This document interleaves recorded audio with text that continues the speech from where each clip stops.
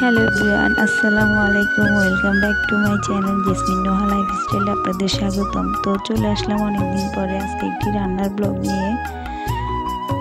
তো পেঁয়াজগুলো ভাজা হয়ে গেছে, এরপর দিয়ে দিচ্ছি আদা রসুনের কাঁচা গন্ধটা চলে গেলে সামান্য পানি অ্যাড করে নিব, সেটা মশলা কষানোর জন্য।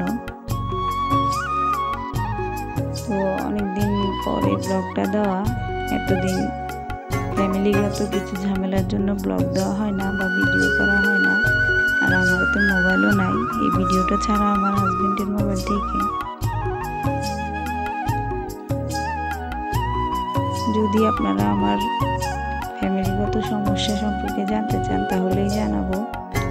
তো রান্নাটা শেয়ার করি। 1 চা চামচ হলুদের গুঁড়া, এরপর দিয়ে দিলাম 1 চা চামচ মরিচের গুঁড়া কমই দিছি, কারণ আমি এখানে কাঁচামরিচ অ্যাড করব।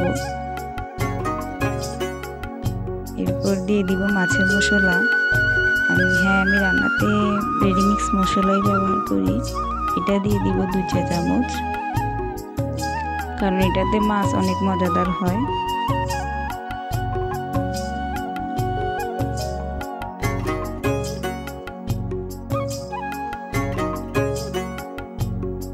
এরপর দিয়ে দেব স্বাদ মতো লবণ।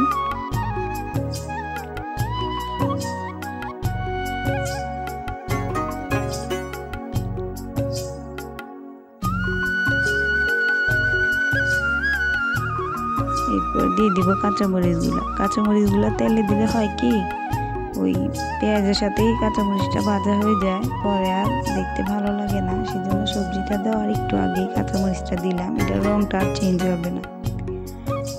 এরপর দিয়ে দিচ্ছি সবজিগুলা, আর সবজিগুলোর সাথে কাঁচামরিচের ফ্লেভারটা যখন বের হবে তখন অনেক ভালো লাগবে। সবগুলা মিক্স হয়ে ফ্লেভার একটা সুন্দর বের হয়।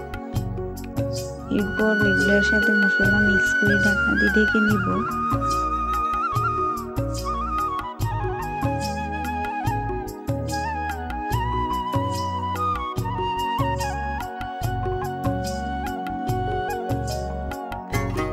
ঢাকনা দিয়ে ঢেকে অফ ক্যামেরায় সবজিটা কষায় নিব। এই যে কষানো হয়ে গেছে, এরপর পরিমাণ মতো ঝোল অ্যাড করব। আর ভিডিওর মধ্যে একটা ভিডিও আমার ডিলিট হয়ে গেছে, যেটা মাছগুলো দেওয়ার পরে আমি টমেটো ব্যবহার করছি বা ধনিয়া পাতা দিছি। ওই ভিডিওটা ডিলিট হয়ে গেছে, কীভাবে বুঝতে পারলাম না, কারণ মোবাইলটা তো আমার হাতের না, সেই জন্য। তো আপনারা প্লিজ ক্ষমার চোখে দেখবেন। এই যে ঝোল অ্যাড করে দিছি, এরপর ঢাকনা দিয়ে ঢেকে দিব।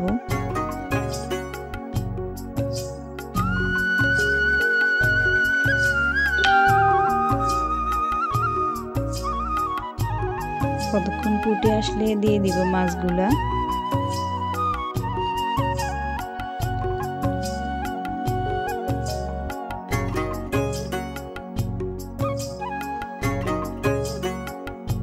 তো শীতের শুরুতেই সবজিটা অনেক মজাদার, পরে আর ভালো লাগবে না। এই শুরুতেই যা ভালো লাগে, তো আপনাদের সাথে একটু শেয়ার করলাম।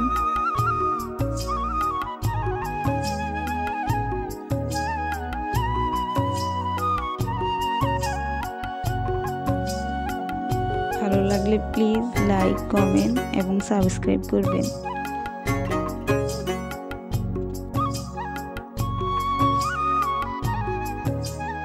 এরপর ঢাকনা দিয়ে ঢেকে দিব। আর ডিলিট হওয়া ভিডিওটার কথা তো বললাম। এরপর দেখবেন সেটা রান্নার শেষ লুক। এই যে মাশাআল্লাহ, তরকারির কালারটা অনেক সুন্দর আসছে। তো আজকের ভিডিওটা এই পর্যন্তই। সবাই আমাকে সাপোর্ট করবেন। ভিডিও এখন থেকে কন্টিনিউ দেওয়ার চেষ্টা করব। তো সবাইকে আমার সালাম রইল। আসসালামু আলাইকুম।